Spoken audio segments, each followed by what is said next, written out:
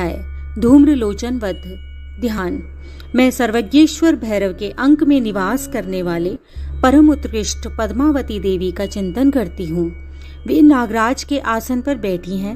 नागों के फणों में सुशोभित होने वाली मणियों की विशाल माला से उनकी देहलता उद्भासित हो रही है। सूर्य के समान उनका तेज है। 3 नेत्र उनकी शोभा बढ़ा रहे हैं। वे हाथों में माला, कुंभ, कपाल और कमल लिए हुए हैं और उनके मस्तक में अर्धचंद्र का मुकुट सुशोभित है। ऋषि कहते हैं, देवी का यह कथन सुनकर दूत को बड़ा अमर्ष हुआ और दैत्यराज के पास आकर सब समाचार विस्तार पूर्वक कह सुनाया। दूत के उस वचन को सुनकर दैत्यराज कुपित हो उठा और दैत्य सेनापति धूम्रलोचन से बोला, धूम्रलोचन, तुम शीघ्र अपनी सेना साथ लेकर जाओ और उस दुष्टा के केश पकड़कर घसीटते हुए बलपूर्वक यहाँ ले आओ। उसकी रक्षा करने के लिए यदि कोई दूसरा खड़ा हो तो चाहे वह देवता, यक्ष अथवा गंधर्व ही क्यों न हो, उसे अवश्य मार डालना। ऋषि कहते हैं, शुंभ के इस प्रकार आज्ञा देने पर वह धूम्रलोचन दैत्य 60,000 असुरों की सेना को साथ लेकर वहां से तुरंत चल दिया।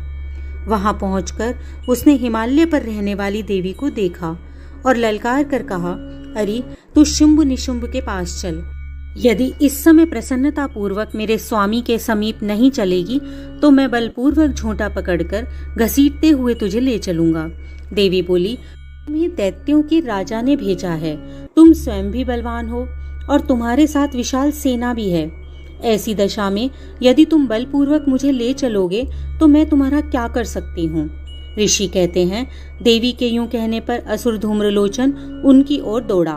तब अंबिका ने हुम शब्द के उच्चारण मात्र से उसे भस्म कर दिया। फिर तो क्रोध में भरी हुई दैत्यों की विशाल सेना और अंबिका ने एक दूसरे पर तीखे सहायकों, शक्तियों और फरसों की वर्षा आरंभ कर दी। इतने में ही देवी का वाहन सिंह क्रोध में भरकर भयंकर गर्जना करके गर्दन के बालों को हिलाता हुआ असुरों की सेना में कूद पड़ा।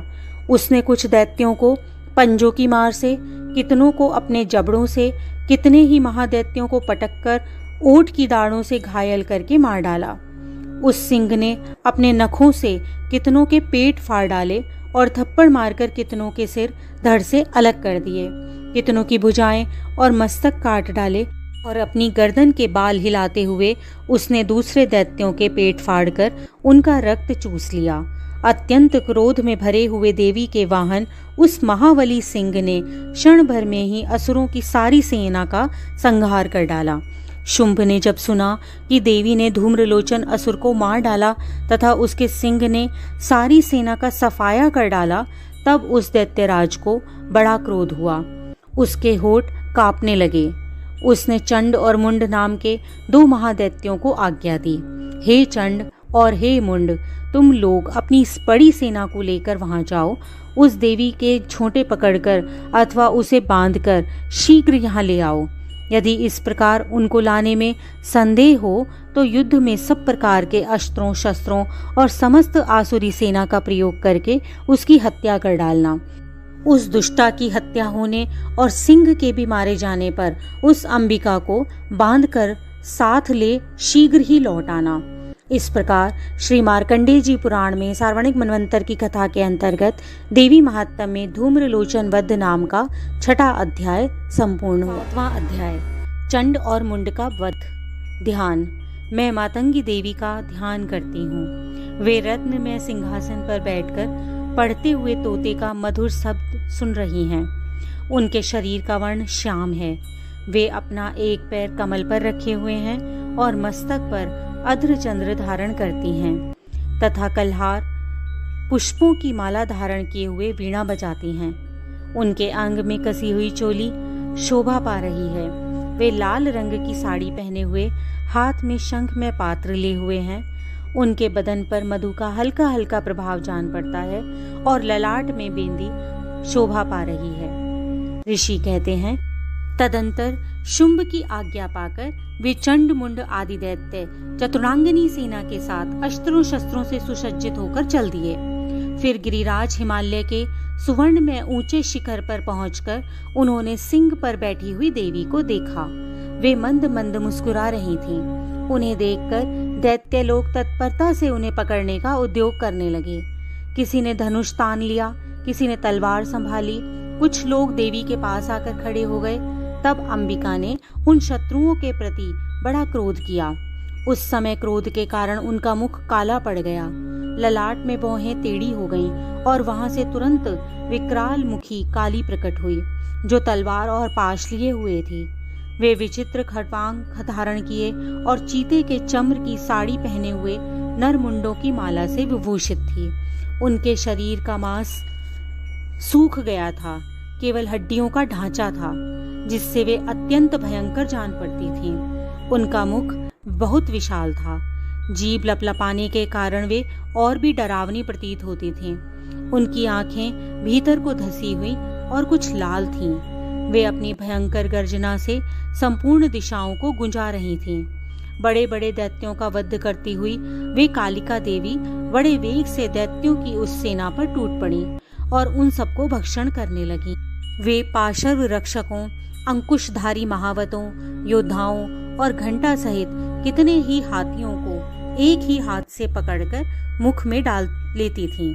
इसी प्रकार घोड़े, रथ और सारथियों के साथ रथी सैनिकों को मुंह में डालकर वे उन्हें बड़े भयानक रूप से चबा डालती थीं। किसी के बाल पकड़ लेती, किसी का गला दबा देती, किसी को पैरों से कुचल डालती और किसी को छाती के धक्के से गिराकर मार डालती थीं। वे असुरों के छोड़े हुए बड़े बड़े अस्त्र शस्त्र मुंह से पकड़ लेती और रोष में भरकर उनको दांतों से पीस डालती थीं। काली ने बलवान और दुरात्मा दैत्यों की वह सारी सेना रौंद डाली, खा डाली और कितनों को मार भगाया। कोई तलवार के घाट उतारे गए, कोई खटवांग से पीटे गए। कितने ही असुर दांतों के अग्रभाग से कुचले जाकर मृत्यु को प्राप्त हुए। इस प्रकार देवी ने असुरों की उस सारी सेना को क्षण भर में मार गिराया। यह देखकर चंड उस अत्यंत भयानक काली देवी की ओर दौड़ा तथा महादैत्य मुंड ने भी अत्यंत भयंकर बाणों की वर्षा से तथा हजारों बार चलाए हुए चक्रों से उन भयानक नेत्रों वाली देवी को आच्छादित कर दिया। वे अनेकों चक्र देवी के मुख में समाते हुए ऐसे जान पड़े मानो सूर्य के बहुतेरे मंडल बादलों के उदर में प्रवेश कर रहे हों। तब भयंकर गर्जना करने वाली काली ने अत्यंत रोष में भरकर विकट अट्टहास किया।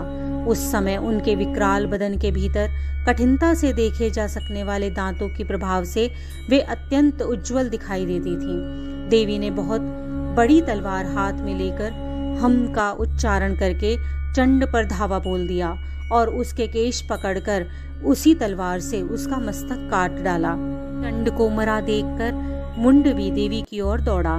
तब देवी ने रोष में भरकर उसे भी तलवार से घायल करके पृथ्वी पर सुला दिया।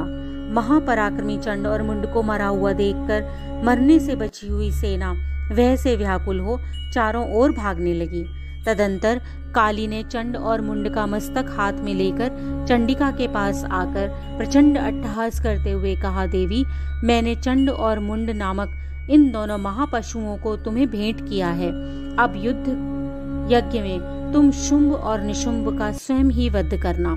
ऋषि कहते हैं, वहां लाए हुए उन चंड और मुंड नामक महादैत्यों को देखकर कल्याणमयी चंडी ने काली से मधुर वाणी में कहा, देवी, तुम चंड और मुंड को लेकर मेरे पास आई हो, इसलिए संसार में तुम्हें चामुंडा के नाम से ख्याति प्राप्त होगी। इस प्रकार श्री मार्कंडेय जी पुराण में श्रावणिक मनवंतर की कथा के अंतर्गत देवी महात्म्य में चंड और मुंडवध नामक 7वां अध्याय संपूर्ण हुआ। बोलो देवी मैया की जय।